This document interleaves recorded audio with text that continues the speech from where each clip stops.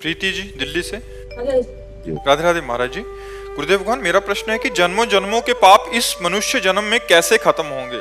जैसे रुई का पहाड़ लगाओ, एक दिया सलाई लगा दो, पूरा भस्म हो जाएगा? नहीं हो जाएगा। तो ऐसे ही ये दिया सलाई केवल भगवान के पास है, हमारे पास नहीं है, आपके पास नहीं है। भगवान ने कहा सर्वधर्मान परित्यज्य मामेकम शरणम ब्रज अहम त्वाम सर्व पापेभ्यो मोक्षयिष्यामि मा शुचः।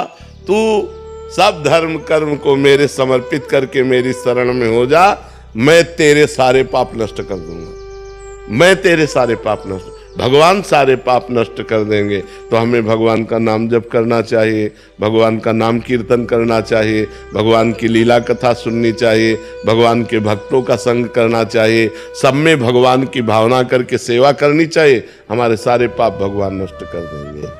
कभी गृहस्थ जीवन में रह के कभी कभी कुछ ना कुछ मुश्किलें आती है, मतलब ध्यान ऐसे भटक जाती है। नहीं, मुश्किल ध्यान भटकता तो सबका है और मुश्किलें सबके आती हैं, आपकी ही बात नहीं है। हर मुश्किल से लड़ने के लिए हमें मनुष्य जन्म मिला है, भागने के लिए नहीं। सबके पास मुश्किलें हैं, चाहे बाबा जी हो, चाहे गृहस्थ हो, चाहे जवान हो, चाहे बूढ़ा हो, चाहे स्त्री हो, चाहे पुरुष हो। कोई ऐसा नहीं जिसके जीवन में मुश्किलें न हो। क्यों भाई, तुम मुश्किल रहित हो क्या?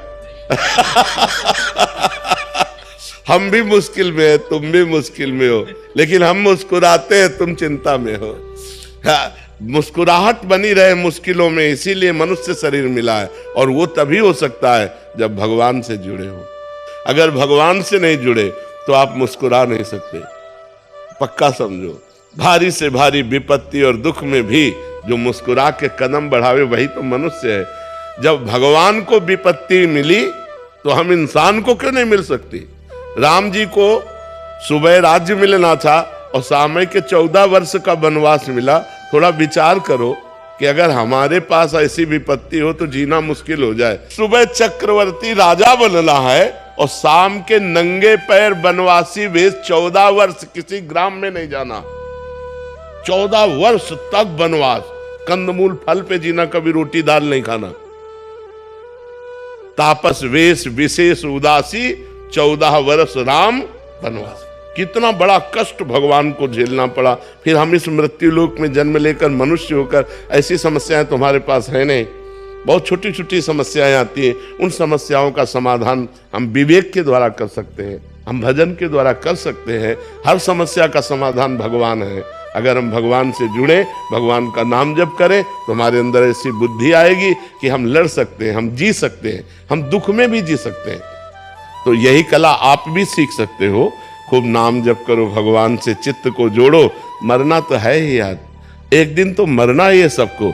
रो रो के क्या मरना है यार, आनंद पूर्वक। आज हमें दुख है तो मुस्कुरा के जीते, कल सुख आ जाएगा, अपने आप आ जाएगा।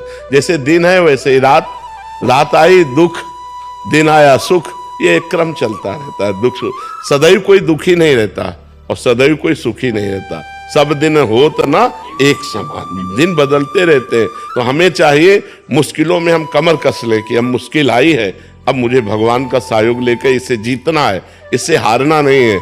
मनुष्य शरीर मिला है गलतियों को सुधारने के लिए और मुश्किलों को संभालने के लिए। हमारी जो मुश्किलें आए उनको हम विवेक के द्वारा संभालें, उनसे लड़ें, उस संघर्ष करें और संघर्ष में हम विजयी होंगे। क्योंकि भगवान का हम भजन करते हैं और भगवान का भजन नहीं करते तब तो डूब जाओगे, फिर तो मुश्किलें चाट जाएंगी।